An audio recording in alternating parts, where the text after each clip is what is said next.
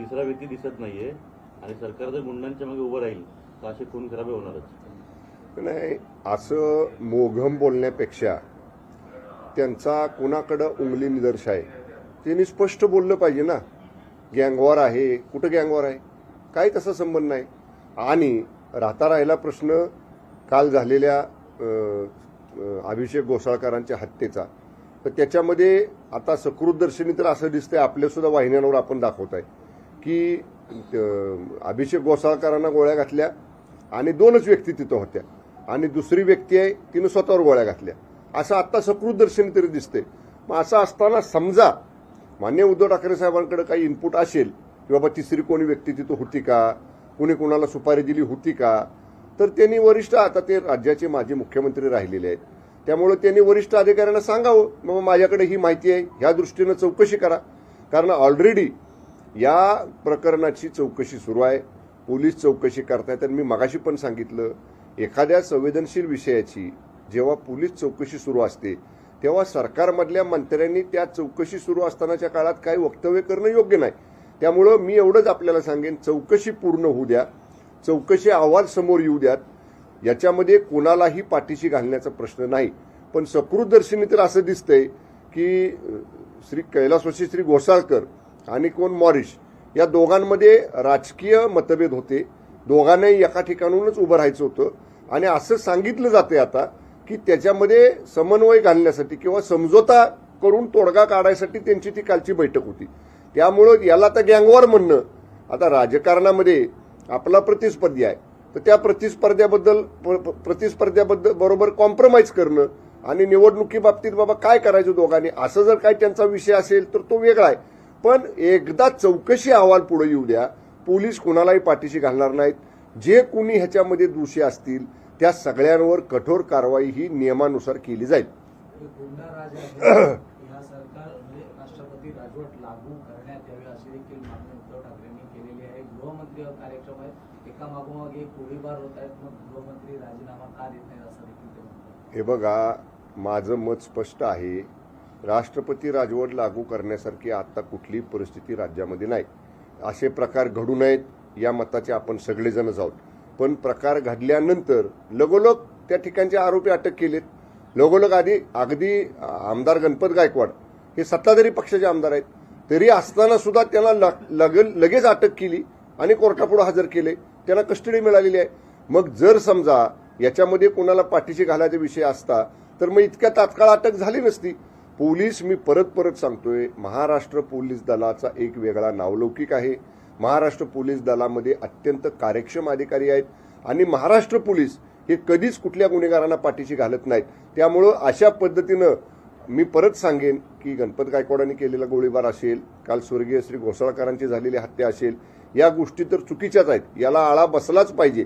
पण त्याच्यासाठी लगेच राज्य सरकार बरखास्त करा अशा पद्धतीची मागणी करणं, आम्ही एवढंच सांगू की अशा घटनांना आळा घालण्यासाठी पोलिसांना अधिक सतर्क करणं, पोलिसांना अलर्ट मोडवर ठेवणं, पोलिसांच्याकडे ज्या काही खबरी यंत्रणेमार्फत माहिती येते त्यामार्फत अशी जी काही एलिमेंट्स आहेत ज्यांची गुंड प्रवृत्ती आहे त्यांच्यावर प्रतिबंधात्मक कारवाई करणं, या सगळे आदेश हे माननीय गृहमंत्री महोदयांनी तात्काळ राज्याच्या पोलीस महासंचालकांना दिलेले आहेत.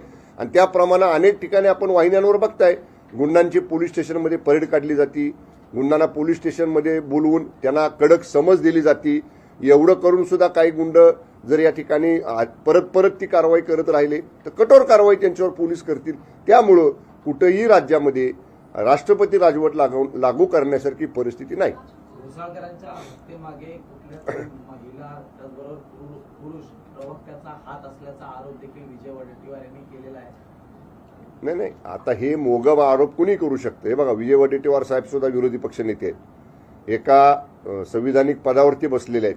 जसं मंत्र्यांनी काही गोष्टी पाळल्या पाहिजेत की बाबा तपास चालू असताना, चौकशी चालू असताना काही वक्तव्य करून त्या तपासावर परिणाम होणार नाही याची खबरदारी जशी मंत्र्यांनी घेतली पाहिजे तशी विरोधी पक्षनेते सुद्धा एक संवैधानिक पद आहे. त्यांना काय म्हणायचंय ना, त्यांच्याकडे काय माहिती असेल, प्रवक्त्याची असेल, महिला प्रवक्त्याची असेल किंवा आणखीन कुठल्या प्रवक्त्याची असेल, त्यांनी द्या ना, पोलीस महासंचालकांना द्या. विरोधी पक्ष नेते केव्हाही पोलीस महासंचालकांना फोन करू शकतात. त्यांनी सांगावं पोलीस महासंचालकांना माच्याकडे ही माहिती आहे, पोलीस महासंचालक त्याप्रमाणे करतील तपास. पण उगाच अशा पद्धतीनं वक्तव्य करायचं आणि तपासाची दिशा कुठेतरी भरकटवायची, त्यामुळं असं करणं योग्य नाही. तपास पूर्ण होऊ द्या, चौकशी पूर्ण होऊ द्या, यातनं सत्य नक्की बाहेर आपले महाराष्ट्र पोलीस काढतील. सर, राज्याच्या कायदा आणि सुव्यवस्थेवरून राऊतांनी आरोप केलेला आहे आणि राऊत असेही म्हणतात की राज्यात गुंड्यांचा सध्या सुरू आहे, गुंडेगिरी सुरू आहे आणि गुंड्यांच्याच हातात राज्य गेल्यावरती गुंड्याचे राज्य येते. मी मगाशी जे माननीय उद्धव ठाकरे साहेबांच्या प्रश्नाला उत्तर दिलं तेच माझं उत्तर राऊतांच्या ह्या वक्तव्याला राहील.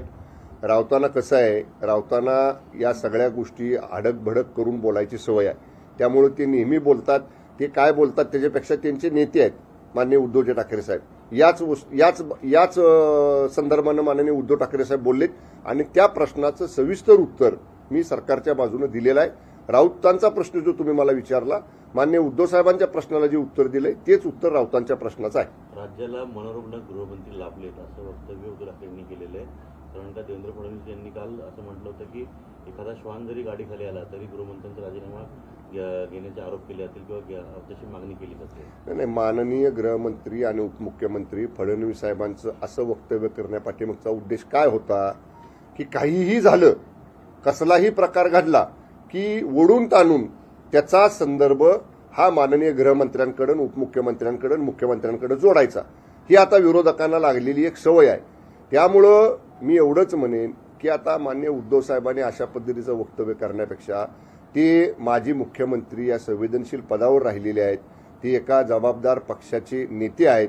त्यांनी त्यांच्याकडे जर काय माहिती असेल नसली तर त्यांनी द्यावी ना, पोलीस महासंचालकांकडे द्यावी. कालच ते वरिष्ठ तिथले जे त्या विभागाच्या ज्या वरिष्ठ आमचे डीसीपी अधिकारी आहेत त्यांना उद्धव ठाकरे साहेब त्यांच्या पक्षातल्या नेत्यांबरोबर भेटलेले आहेत. घटनेची सगळी माहिती त्यांनी घेतलेली आहे. त्याच्यानंतर समजा काही माहिती माननीय उद्धव साहेबांकडे आली असेल तर ती सुद्धा माहिती त्यांनी द्यावी पोलिसांना.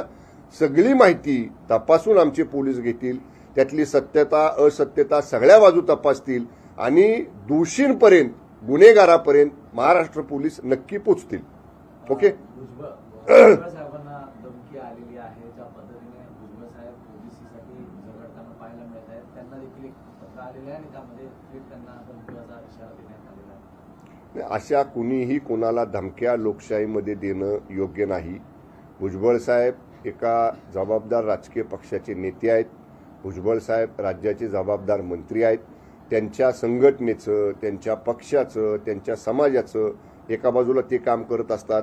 इतर नेते आपापल्या संघटनेचं, आपापल्या पक्षाचं, आपापल्या समाजाचं काम करत असतात. कुणी काम करत असताना एकमेकांना जीवे मारण्यापर्यंत धमकी देणं ही योग्य नाही. पण अशी जर काही धमकी आली असेल तर आमचे पोलीस त्याची नक्की दखल घेतील, त्याची सत्यता तपासतील आणि जर आवश्यकता वाटली तर माननीय मुख्यमंत्री आणि माननीय दोन्ही उपमुख्यमंत्री सुरक्षा वाढवण्याबाबतीत योग्य तो निर्णय हे तिघजण मिळून घेतील. Okay, thank you.